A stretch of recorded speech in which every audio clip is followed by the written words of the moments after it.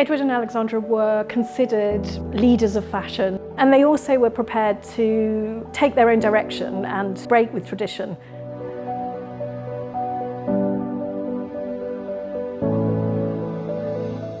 Edward VII was the eldest son of Queen Victoria and Prince Albert. In 1863, he married a Danish princess, Alexandra, and in 1901 they became Edward VII and Queen Alexandra. The coronation took place in 1902 in Westminster Abbey. The original date set for it was in June, but unfortunately the king was ill, and so it was postponed until the 9th of August.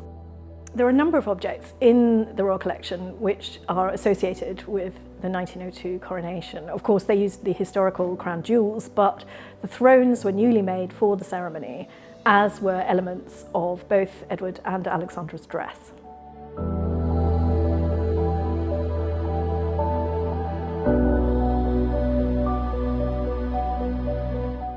The coronation chairs were commissioned from a French company called Carlhian and Baumetz. In the coronation ceremony, there are a number of stages. There's the anointing, the crowning, and then the homage. And these chairs would have been used at the homage stage of the ceremony.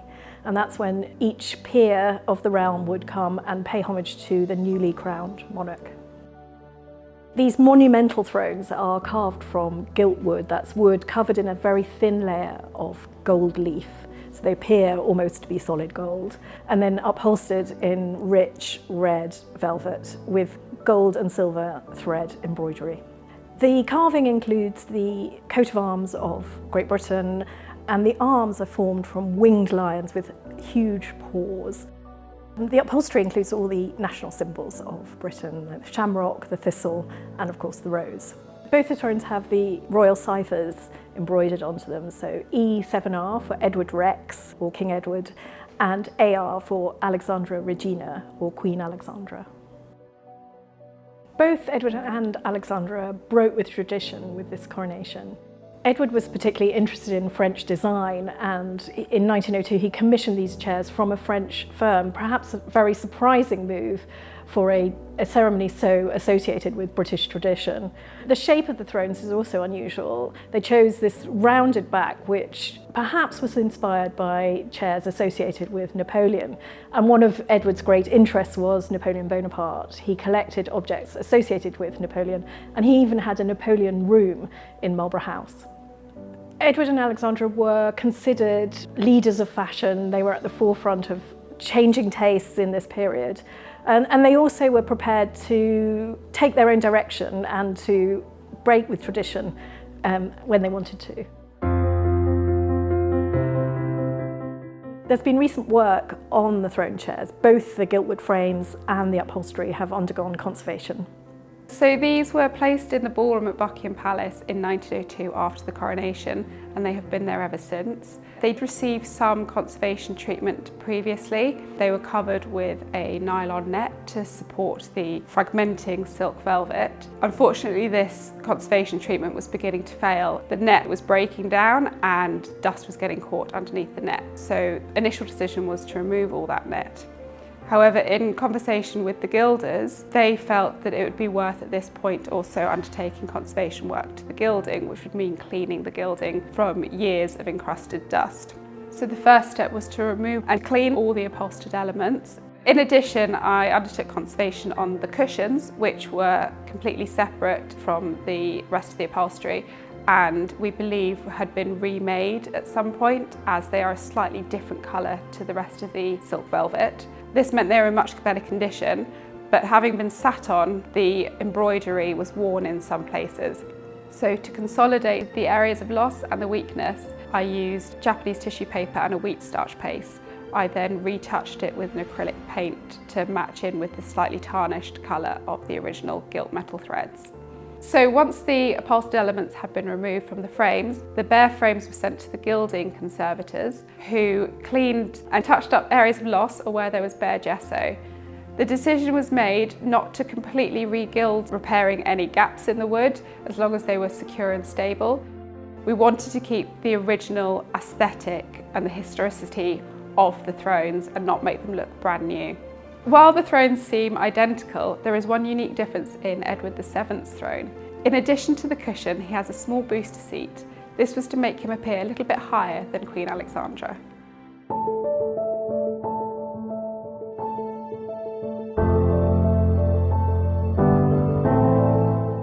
It had been nearly a century since a Queen Consort had been crowned in Westminster Abbey, so Alexandra had no real pattern to follow, although Queen Victoria's coronation dress was quite understated, a simple cream satin. So Alexandra had really free rein to choose her own design, and she was aware that whatever she chose would be copied by the women of the court, and so she was determined to keep the design of her dress secret. So the dress is made from a sort of shimmering gold fabric, overlaid with an incredibly fine net, which is sewn with thousands of tiny spangles and embroidered with the national symbols of Britain.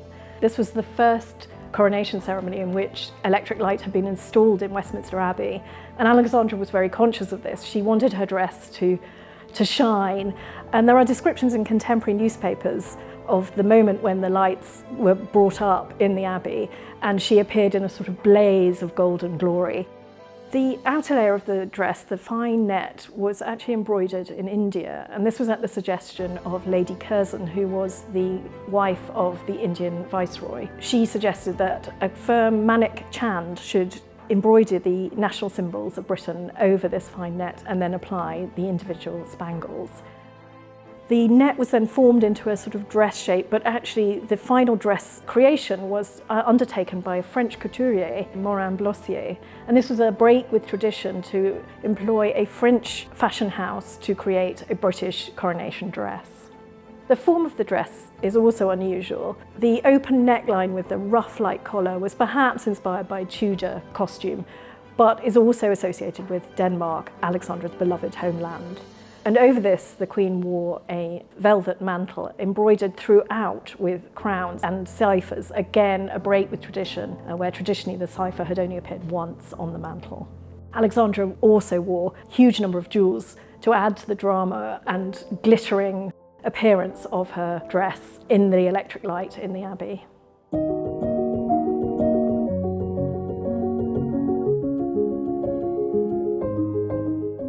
So the dress was originally a bright gold colour, which you can see here, and also in places on the braid. And the rest has darkened where it's tarnished. And we wouldn't normally expect gold to darken, but it may have been mixed with other materials which have caused it to discolour. So a striking feature of the dress is the collar, which is wired to make it stand up, and it is decorated with these faux pearls, gold-coloured beads and glass stones. Another interesting feature is the unusual double sleeve. There's a short gathered sleeve, and over the top is this that I like to refer to as a wing. The dress came to the Conservation Lab prior to display, and in the course of checking it over I identified some repairs that needed to be made, mostly to the top layer of the net, which had multiple small holes, probably caused by the metal thread catching and pulling a hole. To repair the holes in the net, I used a very fine nylon conservation net, which I put behind the hole, and I used a fine silk thread to make the repairs. The collar is made of a fine metal thread lace, and some of those threads had broken. And so to join the pieces together, I used a polyester thread just to secure the loose elements.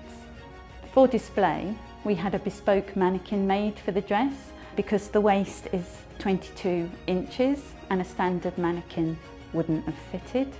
And underneath the skirt, to provide the shape, there's what we call underpinnings, which are petticoats, layers of net and different shapes pads, just to give it this beautiful shape. Alexandra's dress for the coronation really shows her own choices coming through. She was determined that this dress would be a moment, as she described it, of pure drama.